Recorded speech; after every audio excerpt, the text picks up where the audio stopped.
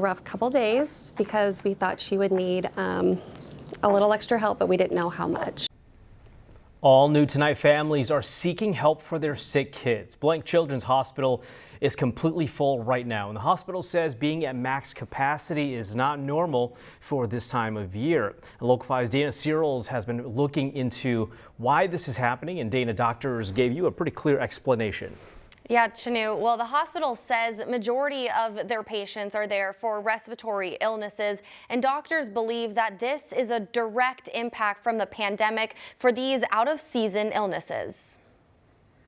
Peak months for hospitalizations are usually the winter months, but not lately.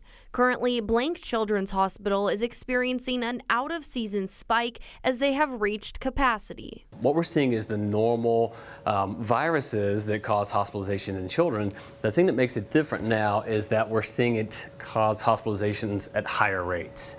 Dr. Waddell says this is because of the pandemic. With isolations and masking, some children weren't exposed to bacteria that most children are. These are routine viruses that we see that we actually don't have vaccines for. As the masks came off, viruses began to peak out of season. Waddell says they are seeing post-viral complications or secondary bacterial infections. So what I mean is a kid gets a regular viral infection, and then they get a week or two later a complicated pneumonia that lands them in the hospital.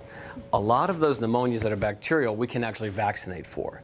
11-month-old Georgia tested positive for rhinovirus when she was first checked in. It affected her respiratory and they wanted to admit us, and we did not know we would be here for this long. And Georgia has now spent over a month in the hospital. Tested positive for another virus 2 weeks ago, which she didn't seem symptomatic. So that was good that maybe she's able to tolerate the viruses now. But as she nears her first birthday, she will be 1 on May 12th. Her cyclone-loving family is ready and optimistic to celebrate at home. Now she is just growing and doing very well.